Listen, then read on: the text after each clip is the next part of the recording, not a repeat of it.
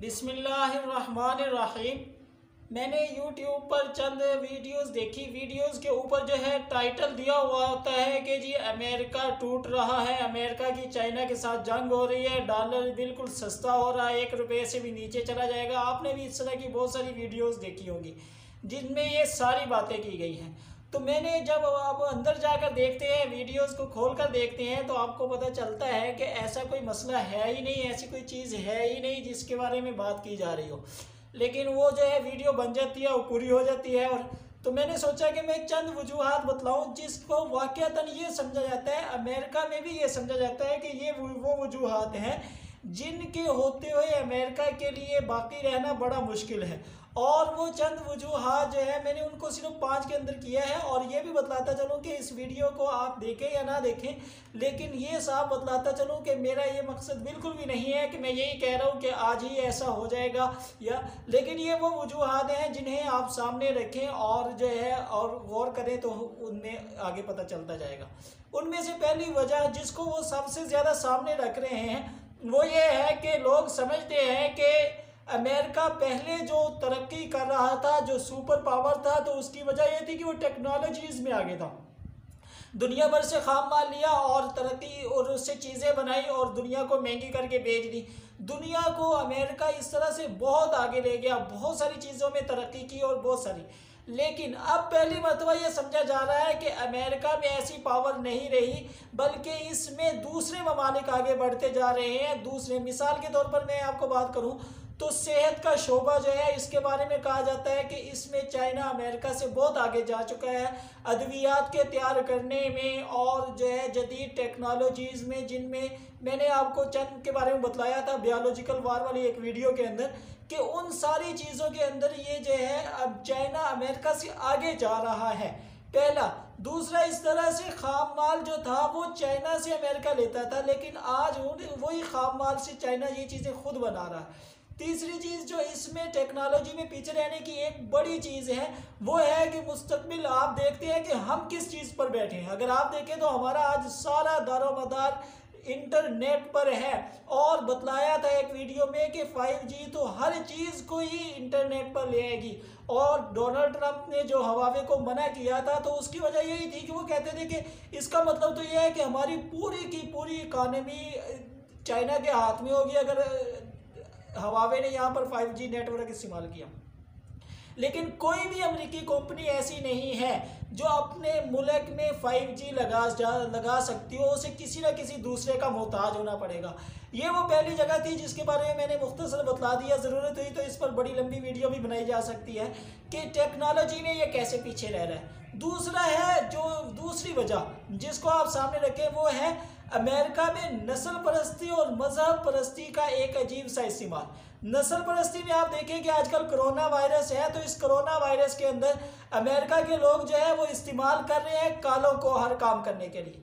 अब वो कालों को इस्तेमाल करते हैं और उनको फिर उससे वायरस हो जाता है, तो वहाँ पर एक नस्ल परस्ती चल रही है। गोरे लोग ये कह रहे हैं हर जगह पर कि जी हमें जो वायरस है ये कालों को ज़्यादा हो रहा है, काले इससे मुतासर हो रहे हैं, जिसकी वजह से अमेरिकी माशरे में डोनाल्ड ट्रंप ने जो इलेक्शन जीते थे उसकी वजह ये थी कि उसने कहा था कि सफ़ेद गोरों को आगे आना चाहिए।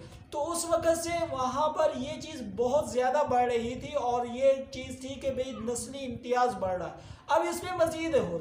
अब तीसरी चीज़ जो साथ ही इसके मिल गई है वो है कि आपने देखा होगा कि आप ये तो सुनते रहते हैं रोज़ाना कि जी अमेरिका में एहतजाज हो रहा है, अमेरिका में एहतजाज हो रहा है। तो एहतजाज की वजह, एक बड़ी वजह वो लोग हैं जिन्होंने असला उठाया हुआ है, वो लोग हैं जो ये समझ रहे हैं कि हज़रत ईसा अलैहिस्सलाम के आने का ज़माना आ चुका है और अमेरिका जो है हमें घरों में बंद करके जो है उस हज़रत ईसा अलैहिस्सलाम की आमद को रोक रहा है। असल मसला ये है, वो ये समझ रहे हैं कि हमें वायरस की वजह से नहीं, वायरस कोई मसला नहीं है। आपने सुना होगा जी अमेरिका में वो लोग कहते हैं जी वायरस है ही नहीं, ये है वो हो गया। तो उसकी वजह यह है कि वो ये समझ रहे हैं कि वायरस की वजह से नहीं हमें रोका जा रहा, बल्कि हज़रत ईसा अलैहिस्सलाम के आने का ज़माना हो चुका है और इस ज़माने के आने के अंदर जो है ये हमें घरों में बंद कर रहे हैं ताकि हम हज़रत ईसा अलैहिस्सलाम की मदद के लिए ना पहुंच सकें और ये काम ना कर सकें। ये वो लोग हैं जिन्होंने गन्ने भी उठाई हुई हैं और अमेरिका में शदीद एहतजाज भी कर रहे हैं। ये तो तीसरी वजह थी। चौथी वजह यह है कि अमेरिका को एक मरतबा फिर उन ममालिक का मोहताज होना पड़ रहा है जो ऑयल पैदा किया करते थे। आपको ये पता हो कि अमेरिका में कुएं खोदे जाते हैं, वहाँ से ऑयल निकाला जाता है, ऑयल नहीं निकलता है, वहाँ से गैस होती है, फिर गैस को ऑयल में चेंज किया जाता है और इस तरह से लंबा चौड़ा एक प्रोसेस होता है, जिसमें मैंने एक पिछली वीडियो में बताया था कि तकरीबन 35 से $40 फी बैरल खर्चा आ जाता है। जबकि ऑयल बिक रहा है अमेरिका की मंडी में भी इस वक्त भी $15 का। तो उसका मतलब ये है कि वो सारी कंपनियां अपने कुएं बंद करती जा रही हैं और अपने आप को बैंकरप्ट डिक्लेयर करवाने जा रही हैं। बैंकरप्ट ये होता है कि हमारे पास जितने असासे हैं ये ले लो, हमने जो कर्जा लिया हुआ है इसके बदले में, और हमारी जान छोड़ दो, यानी हम अपने पैसे पूरे नहीं कर रहे, जिसकी वजह से अमेरिका को मुस्तकबिल में दोबारा से ऑयल के अंदर मोहताज होना पड़ेगा। और उसके नतीजे में पहले जो अमेरिका के ऊपर बहुत सारा प्रेशर था, जिसमें मैंने नोपेक पर भी एक वीडियो बनाई थी और बताया था कि नोपेक क्यों नहीं अभी आ सकता। उसमें मैंने बताया था कि बहुत सारे लोगों का अमेरिका में ख्याल ये था कि अब हम ऑयल में खुद मुख्तार हो गए, अब हमें किसी की ज़रूरत नहीं है, इसलिए हमें अरबों को पूछना चाहिए। लेकिन ऐसी सूरत हाल उनके सदर को, बड़े लोगों को नहीं लगती थी। ये एक तीसरी वजह है। चौथी वजह जो इस वक्त बात कर रहे हैं, जिस पर आजकल बात हो रही है कि चाइना ने डिजिटल युआन जो है उसका इस्तेमाल शुरू करने का फैसला कर लिया है। डिजिटल के जैसे क्रिप्टो करेंसी होती है, ये इसी तरह से कि भाई आपके पास युआन रखने की ज़रूरत नहीं है। आपको पता है कि दुनिया इस वक्त डॉलर पर चल रही है, तो डॉलर का तोड़ नहीं था। आपको जहाँ भी जाना है, जिस मुल्क में भी जाना है, वो डॉलर में, आपके पास जेब में डॉलर हो तो आप जा सकते थे, वरना आपके लिए अपने पैसे ले जाना मुश्किल था। लेकिन अब चाइना ने जो है अपना डिजिटल युआन निकाल लिया है कि आपके पास एक कार्ड होगा जिसके ज़रिए से आप जो है हर चीज़ को मैनेज कर लेंगे, आपको करेंसी रखने की ज़रूरत ही नहीं। और चाइना इसे इस वक्त जो CPEC मंसूबा है, CPEC ना आप इसे कहें, CPEC तो हमारे यहाँ है, पूरी दुनिया में ये जो है ये बेल्ट एंड रोड इनिशिएटिव के नाम से ये जाना जाता है। तो वहाँ पर अगर आप देखें तो वो तकरीबन 65 के करीब ममालिक हो रहे हैं चाइना के, जिनके अंदर वो चाहते हैं कि यहाँ पर जितना भी लेन देन हो ये सारा युआन में चला जाए। और युआन जो कि बाहर चलता नहीं है, बाहर तो डॉलर चलता है, तो इसे डिजिटली तौर पर जो है कर लिया जाएगा कि जो चीज़ भी आप खरीदेंगे कि आपको पैसे देने नहीं पड़ेंगे। स्टोरों पर जो चीज़ लगी हुई होगी वहाँ पर वो डिजिटल तरीके से आप डॉलर की जगह पर अपना कार्ड इस्तेमाल करेंगे और कार्ड के ज़रिए से डॉलर नहीं बल्कि युआन का इस्तेमाल कर रहे होंगे।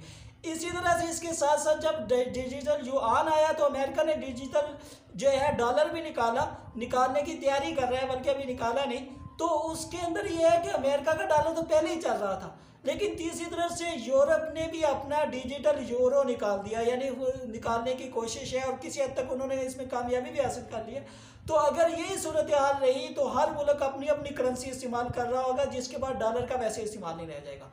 पांचवी और सबसे बड़ी चीज़ जो सामने आ रही है वो ये है कि अमेरिका के अंदर ये अंदाजे लगाए जा रहे हैं कि तकरीबन बजट खसारा $4 ट्रिलियन तक पहुंच जाएगा।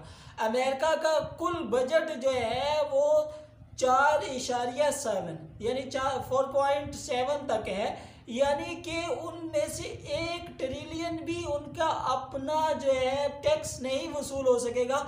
हाँ, इसके मुकाबले में $4 ट्रिलियन जो है वो खसारा हो जाएगा। और ये खसारा कहाँ से पूरा होगा?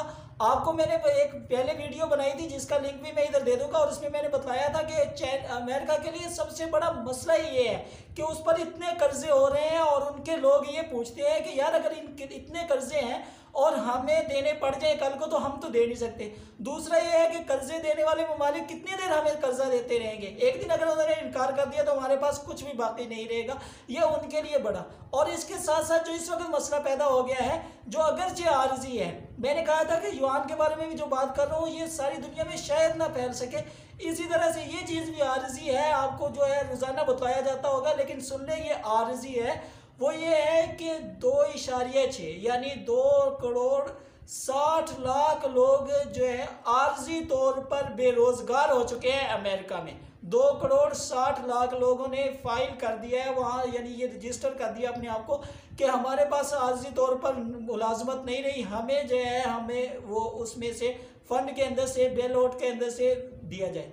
तो ये नौकरियां वापस कैसे आएंगी जब तक नहीं चलेंगी, फैक्ट्रियां वगैरह नहीं चलेंगी। और फैक्ट्रियों के बारे में पहले बता चुका हूँ कि उन सारी जगहों पर अब चाइना कब्जा करता जा रहा है। तो ये 5 वजूहात हैं जिनको अगर आप सामने रखें और इनमें दोबारा से बेशक वीडियो सुने तो आपको अंदाज़ा होगा कि ये वो 5 खतरात हैं जो वाकई अमेरिका को शायद मुस्तकबिल में सुपर पावर ना छोड़े।